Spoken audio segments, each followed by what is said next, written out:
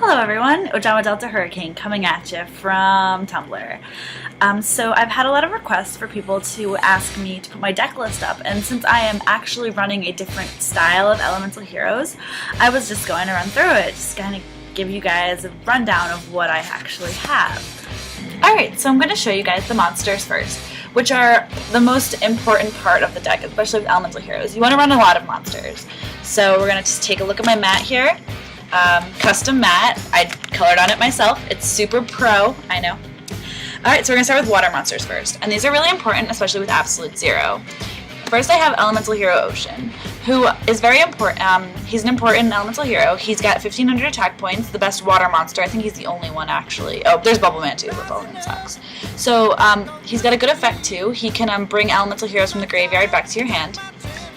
I've got, this is going to be kind of surprising, I run Penguin Soldier. And Penguin Soldier, if he's set face down, when he flips, you can send two monsters, not elemental heroes, two monsters from the field back to the opponent, their owner's hands. So it's good for synchros and fusions. I like to run him. And then my last water monster that I run in this deck is Snowman Eater. And Snowman Eater is really good. He can, if you set face down, he's got 1900 defense points.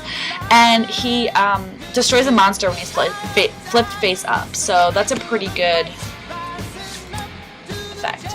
The only Earth-type monster that I run is Wildheart. And Wildheart is definitely one of the better elemental heroes. He can't be affected by traps, so he's not affected by Mirror Force or Bottomless or any of that good stuff. And he's got 1500 attack points, so it's a pretty good, safe bet. You can make Gaia with him. Two fire monsters I run are Elemental Hero Heat. I run two. He gains 200 attack points for every elemental hero on the field. And it includes himself, so he gets 18 automatically. If you run two, he gets 2,000. So that's pretty exciting right there. The only wind type I run in this deck is Elemental Hero Stratos. And Stratos is a very important elemental hero. Every elemental hero deck needs to have at least one. Well, you're only allowed to have one because he's limited. But he can search elemental heroes from your deck to your hand, and he can also destroy back row, depending on how many elemental heroes you have. The majority of monsters in my deck are definitely light-based. So I have three Neos Aliases, and he's probably one of the best elemental heroes ever. He's 1900 attack points, light attribute. When he's set on the field, he can be also known as Neos. I run three of him. I run one Cyber Dragon. If your opponent has monsters and you don't, you can special summon him. He's 21. He's really good for contact fusion, and people don't really notice, like, I actually contact fused for a Formula Synchron, and people were just really confused, and it was pretty much the most amazing thing in my life. I run one Honest, since I have so many light-based monsters. So Honest is very important. He can discard to your graveyard to have your light-based monster gain the attack of your opponent, which is very, very helpful. I run one Sparkman. He's, kind of lacking in the effect, but he has 1600 attack points and he's light-based, so that's kind of important and very exciting. And then finally, I run two Thunder King Ryos, and Thunder King Ryo is a very good card. He has 1900 attack points, and when he's, no player can search, you cannot search your deck, so all that searching crap is definitely not allowed. And if you special summon a monster, he can be placed in the graveyard if he's on the field to negate that summon. So that's all fusion, synchros, and XYZ summons, which is pretty good.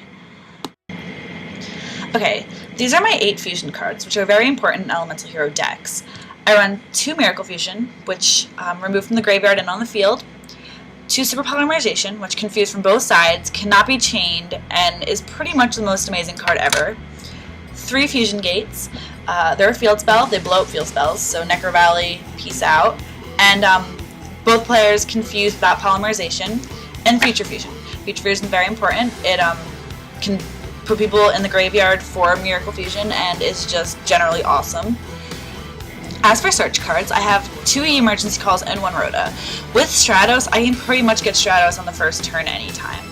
It's very good possibility, and these cards are very good. Some people run 3. I think there was a 3rd one in my side deck, but I decided to take him out just because it wasn't really working out for me, and I was getting Stratos anyway, so definitely run a bunch of search cards. The only two non-stapled traps that I run in this deck are chain material, and I actually sided out a lot of regionals with these cards because I wasn't drawing what I needed, but they can be very important. I'll definitely post the OTK I have with this card if anyone's interested later, but they're very good. I can read the effect. Anytime you fusion summon a monster, this turn you can remove from play from your side deck, from your field, grave, or whatever, like anywhere. So with Fusion Gate, this card is awesome. I will definitely show this more later, but it's coming out of my next deck because it was just hard to get and I didn't feel like running Gold Sark, but it was just awesome. It was really cool. People don't expect it. They're like, what does that do? Like, I've never seen that card ever. So it's pretty ballin'.